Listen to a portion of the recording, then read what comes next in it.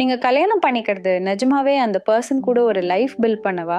இல்ல society, family அப்புறம் கல்யாண வயசு வந்துச்சுன்னு நம்ம மேல இருக்கிற அந்த இன்விசிபிள் பிரஷர்னாலயா? இன்னைக்கு நம்ம இப்ப பேச போறது மேரேஜ் மாதிரியான ஒரு முக்கியமான டிசிஷன் எடுக்கிறதுக்கு முன்னாடி யோசிக்க வேண்டிய சில விஷயங்களை பத்தி தான். தமிழ்நாட்டுல பொதுவா மேரேஜ ஒரு பர்சனல் டிசிஷனா யாரும் பாக்குறது இல்ல. அது ஒரு சோஷியல் மைல்ஸ்டோனா தான் பாக்குறாங்க.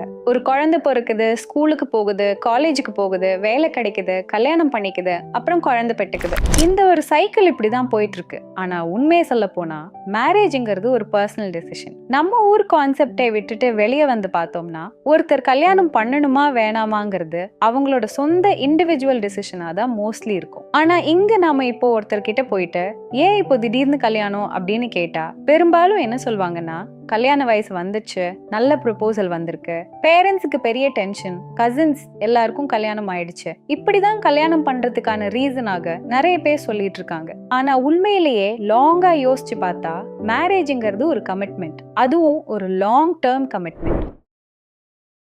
கல்யாணம்னு வரும்போது ஒவ்வொருத்தருக்கும் ஒரு டிமாண்ட்ஸ் இருக்கும். பொதுவா அது சூப்பர்ஃபிஷியலான ஒரு செக்லிஸ்ட் தான் இருக்கும். இந்த ஹைட் இருக்கணும், இந்த மாதிரி பாடி டைப் இருக்கணும், இந்த கலர் இருக்கணும், இல்ல இந்த வேலையில இருக்கணும் அப்படின்னு. ஆனா இதையும் தாண்டி அந்த நபரோட கேரக்டர், அப்புறம் நீங்க ரெண்டு பேரும் சேரும் போது அங்க இருக்கிற டைனமிக்ஸ் எப்படி இருக்குங்கிறது தான் ஒரு ரிலேஷன்ஷிப்போட சக்சஸ முடிவு பண்ணும். அப்போ நம்மள சுத்தி இருக்கிற இந்த மாதிரி பல ஃபேக்டர்ஸ்னால நம்ம அந்த முக்கியமான டிசிஷனுக்குள்ள அவசரப்பட்டு குதிச்சிடக்கூடாது. நம்ம ரெடியா இருக்கோமா, நம்ம பார்ட்னர் ரெடியா இருக்காங்களா, இந்த விஷயத்துல தான் இது மெயினா இருக்கு. கல்யாணம்ங்கிறத நம்ம மூவிஸ்லயோ ரீல்ஸ்லயும் பார்க்கும்போதோ இல்ல சேவ் த டேட் கிளிப்ஸ்ல பார்க்கும்போதோ நமக்குலாம் தோணும், ஓ எவ்வளோ அழகா இருக்கு, இல்லனா இந்த இடத்துல நாம இருந்தா எவ்வளோ ஜாலியா இருக்கும் அப்படின்னு. ஆனா வெறும் அந்த ரொமான்டிசைஸ் பண்ணப்பட்ட ஹனிமூன் பீரியட் மட்டும் கல்யாணம் கிடையாது. நான் முன்னாடியே சொன்ன மாதிரி இது ஒரு லாங் டேர்ம் கமிட்மெண்ட். அதனால நிறைய விஷயங்களை நம்ம யோசிக்க வேண்டியிருக்கு.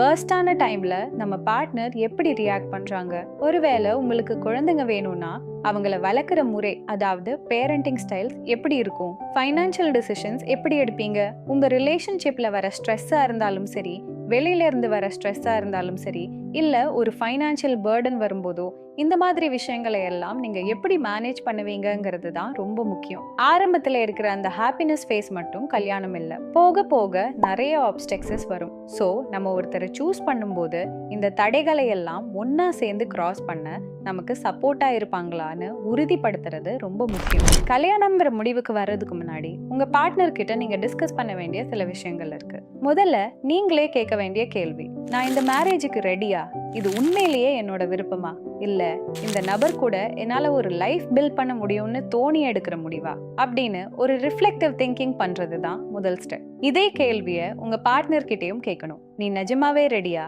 இல்ல வேற ஏதாவது பிரஷர்னால இந்த முடிவை எடுக்கிறியா அப்படின்னு. ரெண்டாவது விஷயம், நம்ம கன்ஃப்ளிக்ட்ஸை எப்படி ஹேண்டில் பண்றோம் அப்படிங்கிறது தான். ஏன்னா ஒரு ரிலேஷன்ஷிப்போட சக்சஸ் அவங்க எவ்வளவு லவ் பண்றாங்கிறதுல மட்டும் இல்ல, சண்டைகளை எப்படி ஹேண்டில் பண்றாங்கிறதுல தான் இருக்கு. எல்லா ரிலேஷன்ஷிப்லயும் கன்ஃப்ளிக்ட்ஸ் அண்ட் ஃபைட்ஸ் இருக்கும். அப்படிப்பட்ட டிஃபிகல்ட் சிச்சுவேஷன்ல கூட அதை எப்படி ஹெல்த்தியா பேசி தீர்க்க முடியுதுன்னு பார்க்கணும். மூணாவது விஷயம், எனக்கு ஃபியூச்சர்ல இதெல்லாம் பண்ணணும்னு ஆசை இருக்கு, இதை படிக்கணும்னு ஆசை இருக்கு அப்படின்னா உன்னோட ஆசைகள் என்ன அப்படின்னு கேட்கணும். அதே மாதிரி மதம் சார்ந்த விஷயங்கள், குழந்தைங்க வேணுமா வேணாமாங்கிற முடிவு, பண விஷயங்களை எப்படி டீல் பண்ணணும், இதெல்லாம் முன்னாடியே பேசணும். பேசிக்கா சொல்ல போனா உங்க ரெண்டு பேரோட வேல்யூஸும் கோல்ஸும் காம்பேட்டபிளா இருக்கான்னு செக் பண்றது. அடுத்ததா கவனிக்க வேண்டியது, உங்க பார்ட்னர் ரொம்ப ஸ்ட்ரெஸ்ஸாவோ இல்ல கோபமாவோ இருக்கும்போது சுத்தி இருக்கிறவங்க கிட்ட எப்படி நடந்துக்கிறாங்கன்னு பாருங்க. சில பேர் சொல்லுவாங்க, அவர் பெரிய கோபக்காரர், எல்லார்கிட்டயும் கத்துவாரு, ஆனா என்கிட்ட மட்டும் ரொம்ப நல்லா இருப்பாரு அப்படின்னு. ஆனா லாங் டேர்ம்ல பார்க்கும்போது சுத்தி இருக்கிறவங்க கிட்ட காட்டுற அதே பிஹேவியரை உங்ககிட்டயும் காட்டுறதுக்கு நிறைய சான்ஸ் இருக்கு. ஸோ அவங்க எமோஷன்ஸை எப்படி டீல் பண்றாங்கன்னு புரிஞ்சுக்கோங்க. ஏன்னா இன்னைக்கு மத்தவங்க மேல விழுகிற அந்த கோபம் நாளைக்கு ஒரு சின்ன கருத்து வேறுபாடு வரும்போது உங்க மேல திரும்ப வாய்ப்பு இருக்கு. அவங்களோட எம்பத்தி மற்றும் செல்ஃப் கண்ட்ரோல் எந்த அளவுக்கு இருக்குன்னு கவனிக்கிறது ரொம்ப அவசியம். அதுக்கும் மேல உங்க கம்யூனிகேஷன் ஸ்டைல்ஸ் எப்படின்னு பாருங்க. சில பேருக்கு மனசுல இருக்கிற காயங்களை பத்தி பேச பிடிக்காது, அதை அவாய்ட் பண்ணுவாங்க. ஆனா இன்னொரு பக்கம் இருக்கிறவங்களுக்கு அதை பேசினாதான் நிம்மதியா இருக்கும். இப்படி ரெண்டு பேரும் எதிரெதிர் ஸ்டைல்ல இருந்தா அங்க ஸ்ட்ரகிள் வரும். இந்த விஷயங்கள்ல எல்லாம் கிளாரிட்டி கிடைக்கவும் உங்க ரிலேஷன்ஷிப்ல எந்த இடத்துல ஒர்க் பண்ணணும்னு புரிஞ்சுக்கவும் தான் ப்ரீ மேரிட் கவுன்சிலிங் இருக்கு. உங்களுக்கு தேவைப்பட்டா அதை கண்டிப்பா ட்ரை பண்ணி பார்க்கலாம். கடைசியா ஒண்ணு, கல்யாணங்கிறது ஒரு பர்சனல் டிசிஷன். அது கான்ஷியஸாக எடுக்க வேண்டிய முடிவு. அம்மா அப்பா சொசைட்டி இல்லை வயசாயிடுச்சுங்கிற ப்ரெஷரில் எடுக்க வேண்டியதில்லை. உங்கள் பார்ட்னர் கூட உங்கள் லைஃப் செட் ஆகுமா, நீங்கள் ரெடியானு யோசிச்சு அப்புறமா இந்த முடிவை எடுங்க. இதை தவிர வேற ஏதாவது பாயிண்ட்ஸ் இருந்தால் கமெண்ட்ல சொல்லுங்க. இந்த வீடியோ யாருக்காவது யூஸ் ஆகும்னு தோணுனா ஷேர் பண்ணுங்க. மென்டல் ஹெல்த் அண்ட் ரிலேஷன்ஷிப் பற்றின நிறைய கண்டென்ட்டுக்கு நம்ம பேஜை சப்ஸ்கிரைப் பண்ணுங்க. தேங்க்யூ.